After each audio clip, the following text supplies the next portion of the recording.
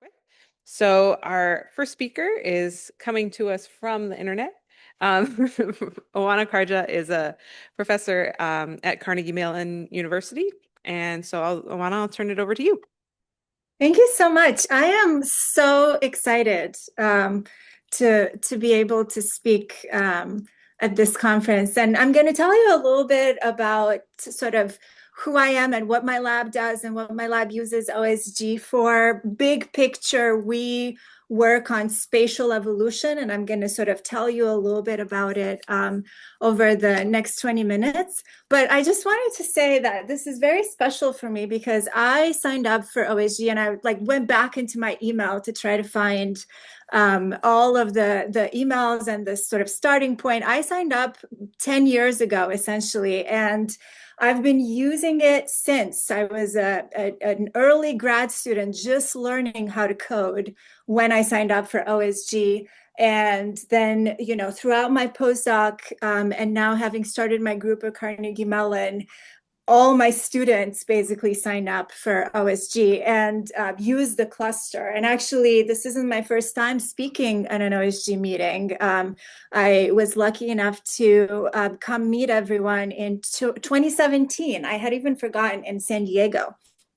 And I also wanted to say that, when I started grad school, I actually started in math, and I didn't know. I came from Romania.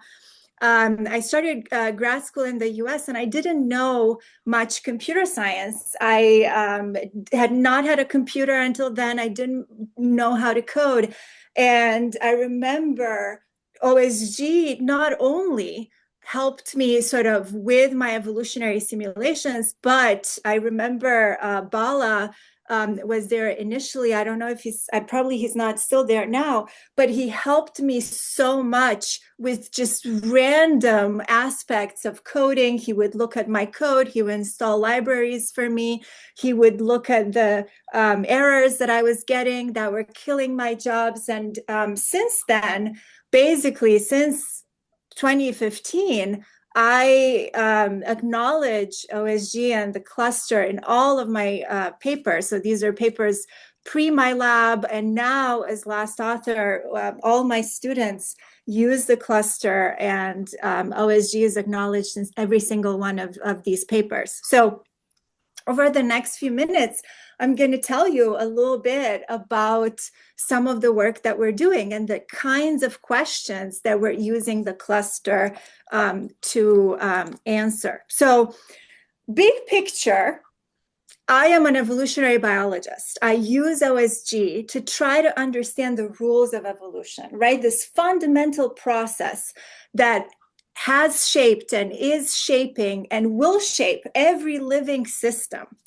And we've known the basic rules of evolution since the time of Darwin, right? Everyone kind of, when talking about evolution, puts up this fascinating little drawing of the tree of life with the, I think, this is how organisms are connected. And, for people in the room who don't know much about evolution, essentially what Darwin figured out is that if you want a system to evolve, or what makes a living system an evolving system, is essentially variation that is heritable upon which natural selection can act, right? Heritable variability upon which natural selection can act. These are the three rules of evolution.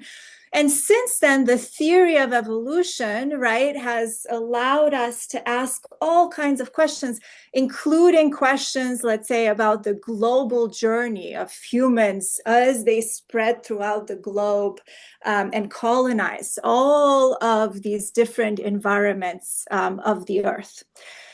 But when we think about evolution, therefore, we tend to think about this very long-term scale process, right? Over millions, hundreds of thousands, tens of thousands of years.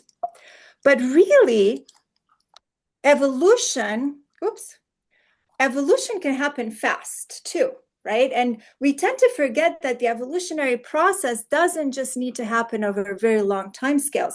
Tumors, right? Cancer is a fast evolving system inside of our bodies where mutations come in and they create this variation and leave offspring, and then natural selection acts on these mutations to grow essentially these tumor populations.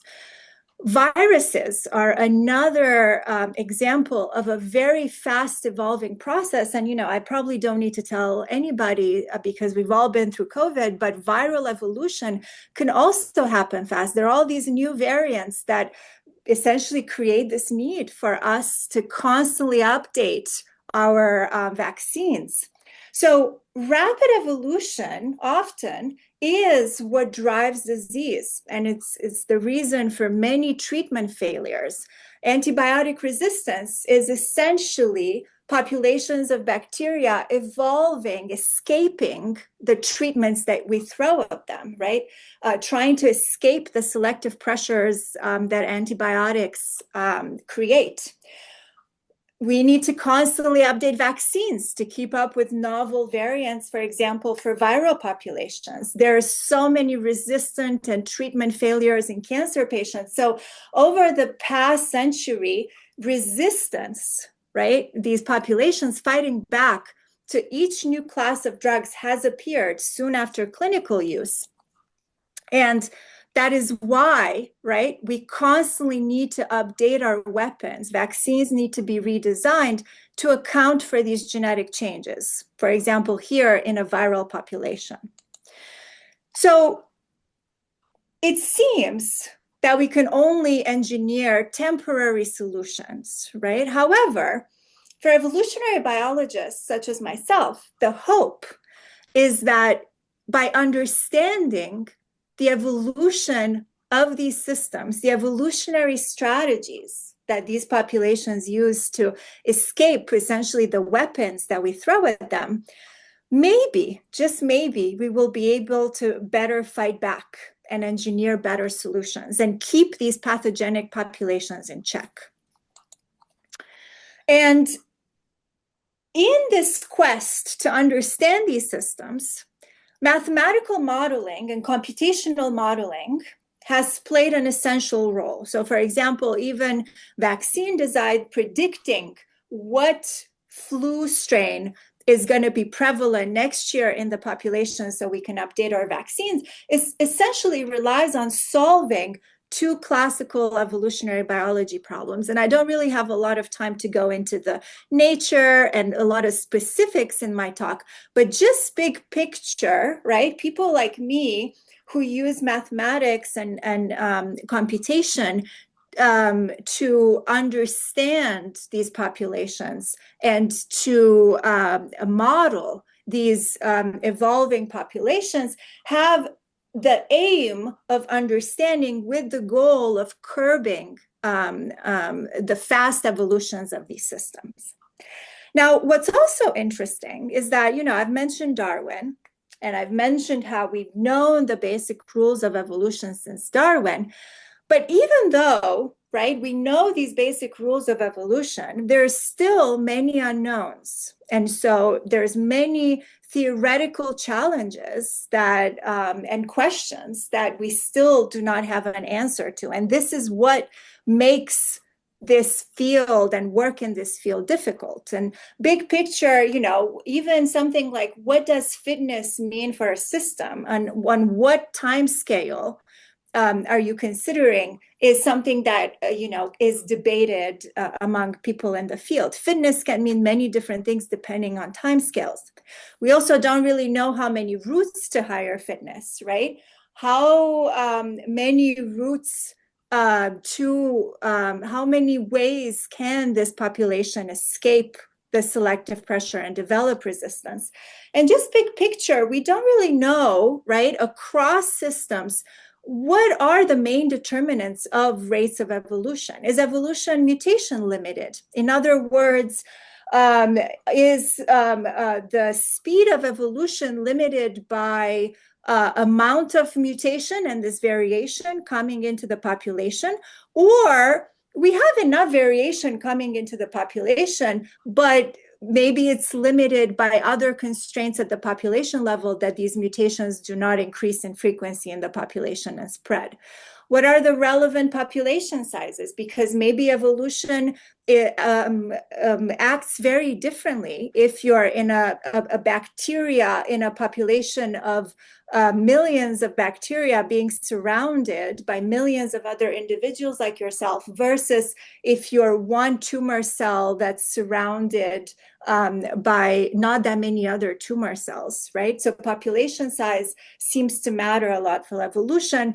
We also don't really know how constant versus fluctuating selection pressures affect evolutionary dynamics and rates of evolution. And importantly, we don't know how population structure and evolutionary barriers really determine rates of evolution. And this is what my lab focuses on today. Over the years, and a lot of these papers where I acknowledge OSG have focused on various questions that are on these slides. And different papers attack different flavors of questions. But what I'm going to tell you a little bit about today is this question of spatial structure. So I've told you that rapid evolution drives disease, but there are hints that spatial structure is actually a main determinant of rapid evolution and can really shape outcome for these very fast evolving systems like viruses, bacteria, tumor cells. And when I say spatial structure, spatial structure can mean many different things. It can mean when you take an antibiotic, it having heterogeneous drug penetrance and therefore very different selection pressures in different parts of your body. It can mean dispersal along certain constraints, like there are certain cancers that only disperse initially along ductal structures. And so the ductal structure really can shape the dispersal and the spread of these tumors. There's also spatial constraints and structure that stem from physical or resource constraints from neighbors, or from who is next to you, who gets to replace you, who do you compete with or cooperate with. So interactions between bacteria in, let's say, these crowded surface communities. And this question of spatial structure is particularly important these days because we are entering an era of spatial biology. Like we have unprecedented access to spatial data sets of organization. And I started my lab in a context where these data sets were very underutilized to answer biological questions. They were underutilized for evolutionary biology. They're revolutionizing molecular and cellular biology, but not evolutionary biology. So again, in my group, we essentially work at the interface of topology and geometry to sort of represent all kinds of different spatial arrangements and spatial constraints, and evolutionary theory and evolutionary biology. And the big picture question in my group that we use the cluster a lot for is to study the shape, the structure of different biological systems and try to understand how might their structure shape their evolution?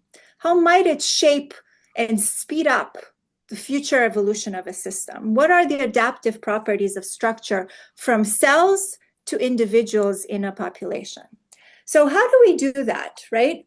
In evolutionary theory, the types of, we mostly use the cluster for simulations of these evolutionary processes. So we try to understand what shapes the spread of mutants as they appear in a population. So let's say I have a population on a graph.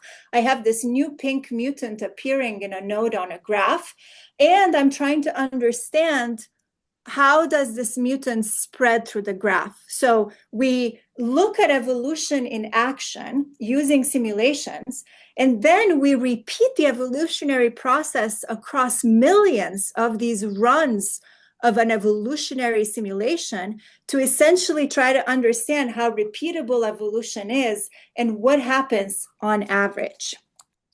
So important quantities for us in my field are the so-called, like the two main proxies in the field for understanding rates of evolution and evolutionary dynamics are probabilities and times to fixation of new variants in the population. So here is a plot where you have time on the x-axis and then abundance of different mutants. Every color here is another mutant entering the population, competing with the mutants that are already there. And you see some mutants enter and they increase in frequency, and then eventually they disappear and get replaced by other better mutants. Like this is a so-called Mueller plot, and this shows this is the evolutionary process in action. So we do simulation of essentially this process millions of times. We repeat these simulations to try to understand what is happening in this population, and essentially what is happening from the point of view of population structure. So we put these simulations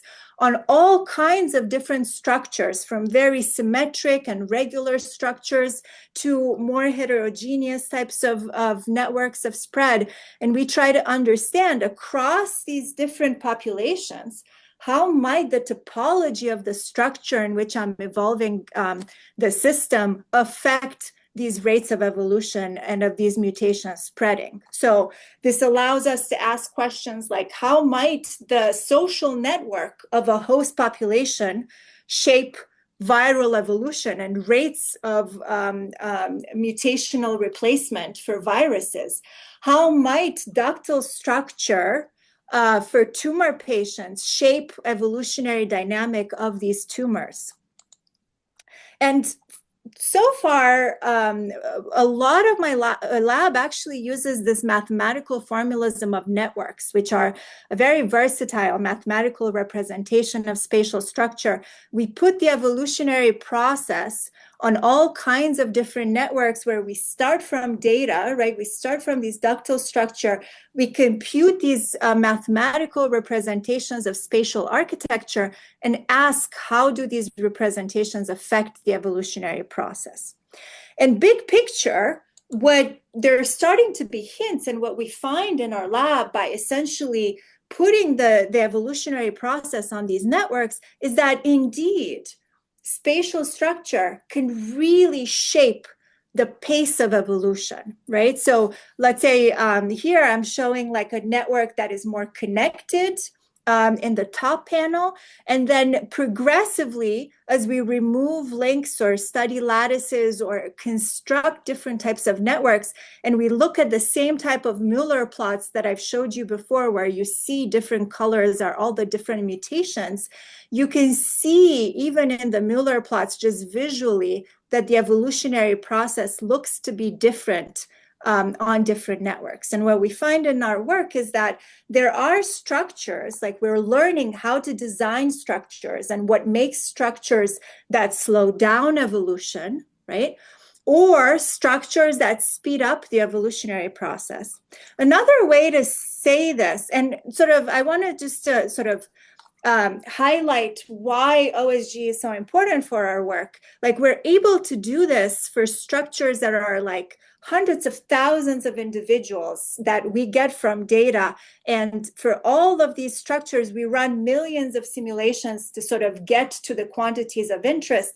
Before, right, before our work, like prior work in the field essentially looked at networks of n equals 6 here. So very small structures. And, you know, we both do simulations, but also we are able to build analytics for structures that are much more complicated and complex. So again, we find that indeed spatial structure can really shape evolutionary dynamics. And another way to look at this is that you have the same new mutant appearing on two very different type of structures. Let's say a structure that's more like a blob and a structure that's more like a lung or like a ductal structure. The same mutant behaves differently on the two different type of structures. It's almost like the same mutant has higher fitness on one structure than the other. It's simply more or less likely to be transmitted, to spread, to take over on one structure than the other. So imagine like a resistant mutant in a population of bacteria that's resistant to antibiotics.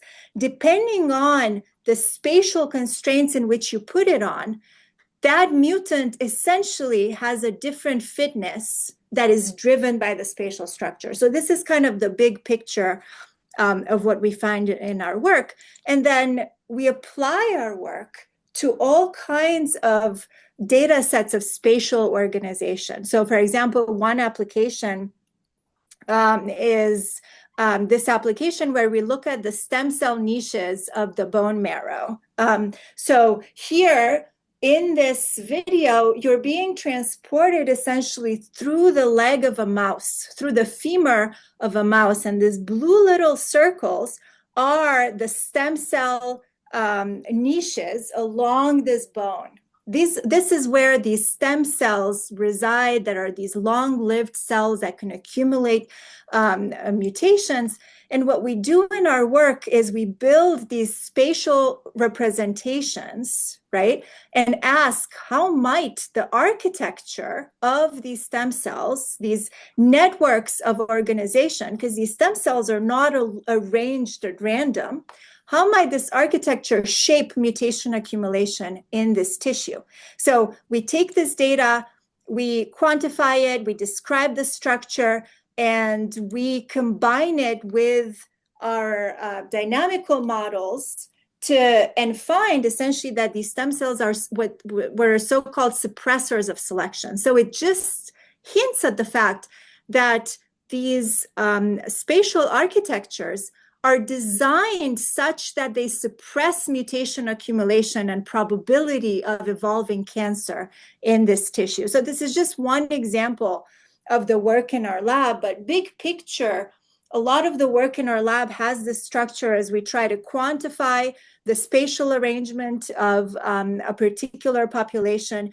We create these rich topological mathematical representations, and then we combine that with modeling results where we have sort of results, analytics, simulations for any type of structure. And then we look, where do these real structures fall? Are they amplifiers of evolution? Are they suppressors?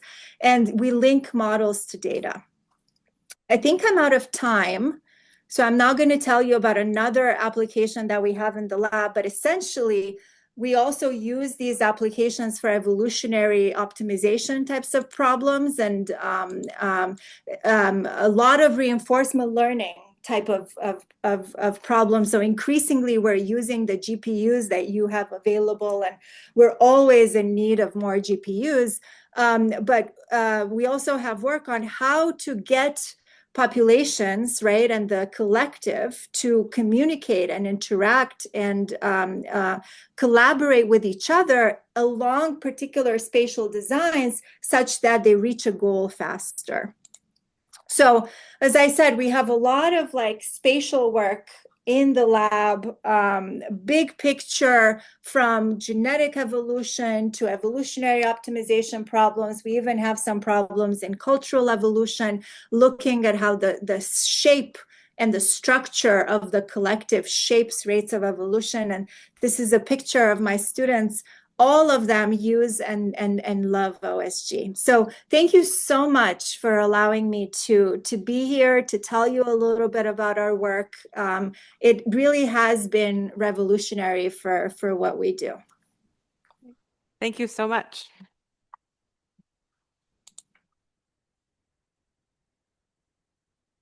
We have time for a couple questions, especially as we're switching over technology. Is there any questions from the audience?